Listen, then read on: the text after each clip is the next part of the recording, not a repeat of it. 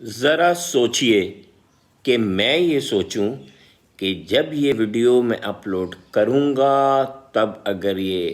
مشہور ہوگی، لوگ لائک کریں گے، شیئر کریں گے تو مجھے مزہ آئے گا،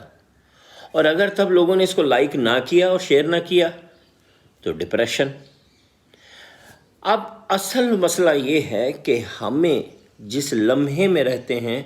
اس کو انجوائے کرنا چاہیے،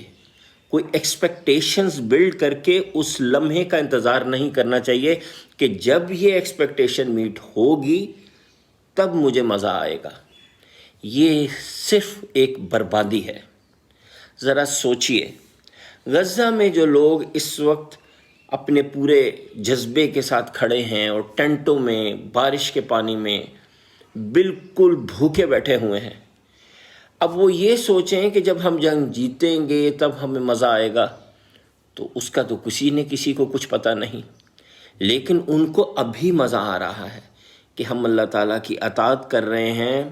ہمارے اس جذبے کی اللہ تعالیٰ قدر کریں گے اور اللہ تعالیٰ اس وقت ہماری قربانی سے خوش ہو رہے ہیں، ان کو مزہ اس وقت آ رہا ہے، تبھی تو وہ وہاں جمع ہوئے ہیں۔ تو بات یہ ہے کہ آپ جس وقت جہاں موجود ہیں نا، اس لمحے کا مزہ لیجئے۔ کچھ بھی نہیں ہے تو کپڑوں کا مزہ لیجئے کہ کم از کم میرے اوپر کپڑے تو ہیں۔ ایک اور مزہ لے لیجئے، یہ اپنی نبض کو محسوس کریں اور مزہ لیں کہ اللہ تعالیٰ نے آپ کو دھڑکن دی ہے، اور کچھ بھی نہیں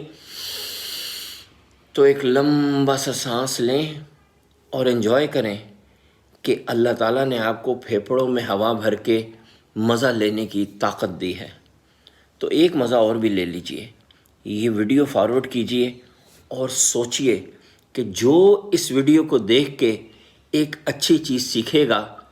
تو کتنا اچھا لگے گا۔